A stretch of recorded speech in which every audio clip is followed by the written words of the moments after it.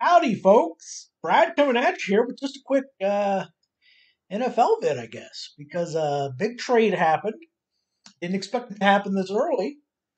Now, keep in mind, theoretically,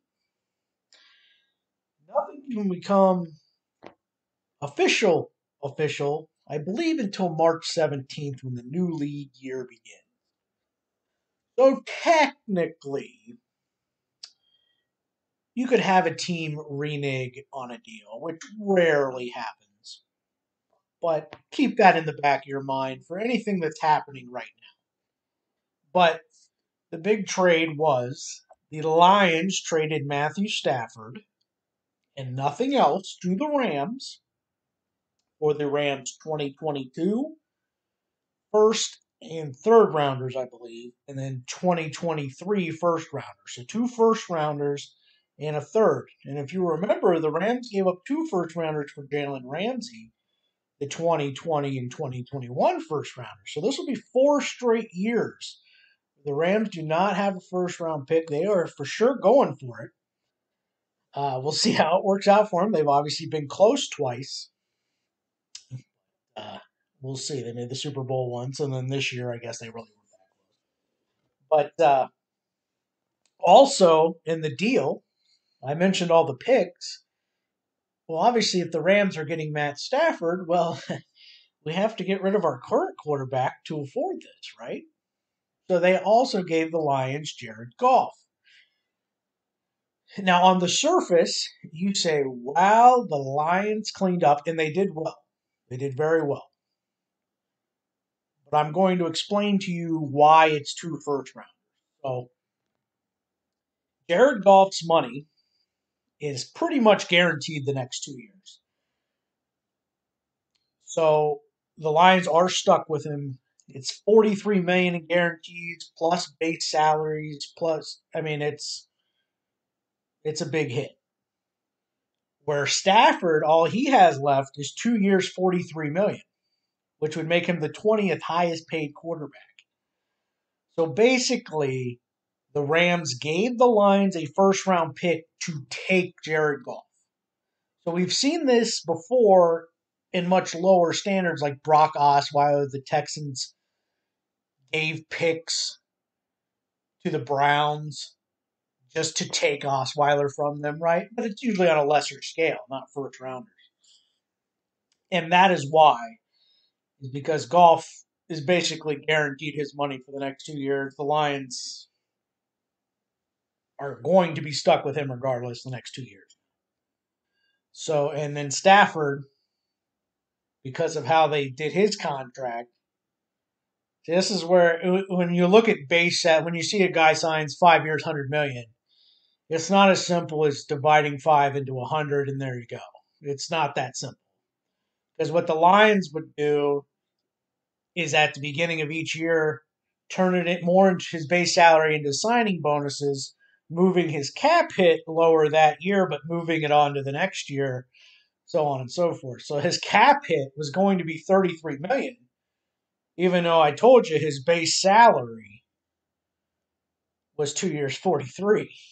That was what it was going to be for the Lions. So, and also when you trade players, it isn't, you just don't trade them and all the contracts and cap hits go away. Stafford gets traded, it's a $19 million cap hit on the Lions. It would have been 33. Conversely, Jared Goff is $22 million cap hit, and they call this dead cap, dead money, where his would have been in the 30s. So each team still saved money by getting rid of their player and then taking the rest of it back. The Rams got a better deal at just quarterback, which is why they had to throw in the extra first round pick. If that makes sense. I think I explained that where you can understand. So when you see the two first rounders and a third, it was really a first and a third for Stafford. And then by you taking Jared Goff, we will throw in another first because we know his contract sucks for the next 2 years of it. Where Stafford is actually, if he's healthy, kind of a bargain at the 20th highest paid quarterback. But they each had dead cap hits for this year of 19 and 20, plus the salary they're taking on. So, yeah, there you go. And if you're wondering why Goff stuff's guaranteed, a lot of his stuff was also roster bonuses. And you would assume, well, the roster bonus is for that year coming up. Like his 2022 roster bonus is guaranteed. And it was if he was on a roster in 3-9 of 2020. So this past year. So again, this is the confusing, nerdy stuff. But in short, that is why the deal looks really lopsided, because the Lions needed something to take Jared Goff's contract. Even though he's a functional quarterback, definitely overpaid. Everyone would agree with that. That is why it looks more lopsided,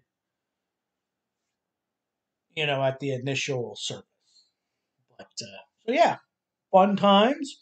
I thought we'd have to wait a little while, at least till mid-February. I thought, before we got something like this. So, but you see why it's so hard to trade quarterbacks.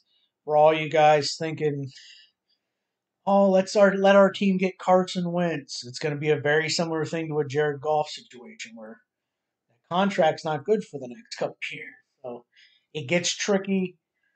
Um, they're expensive. And like I said, it's not simple like people think. So now the Rams are going to have some work to do because they are over the cap currently looking at it. They 20 something million over, it looks like. Let me look in the. I don't know if they've updated it with the stats, so I'm not going to say anything yet. They were already over the cap. So, yeah, there you go. So, I won't bore you anymore, but again, on the surface, I was just explaining more what that trade is all about. And like I always say, the contract isn't always what it seems. So that's like the nerdy stuff of it. Sometimes I still don't even understand, and I'm reading it. But yeah, with roster bonuses that count, even though it was 2 years ago, stuff like that. But there you go. First big trade. Matthew Stafford now in a Rams uniform. Sean Hewitt, you can cry for a little while. I know he was your boy. It's got to be sad, but he is going to a team that is ready to contend. See if they get over the hump or not. But hopefully he can stay healthy. He's been taking a beating, obviously. He's a tough guy, but he is 32. Goff, and will be 33, I think, next month. So I think that 2 years remaining is about he is not one of those guys I don't see playing until he's 40, So it is basically a 2-year rental, you could say. And then Goff, who's 26, the formula. Decent offensive line, run the football, he's functional. So that's what the Lions are going to have to build. They have a couple good offensive linemen right now, but obviously they got work to do. They're going to be. It's like a rebuild / we're not going to be awful, but we're not going to be good. It's one of those so we'll see. We'll see. Like, do they re-sign Kenny Galladay? But I'll talk about that stuff in a later video. Yeah. Thanks for watching. I wasted 9 minutes of your time. Bye bye.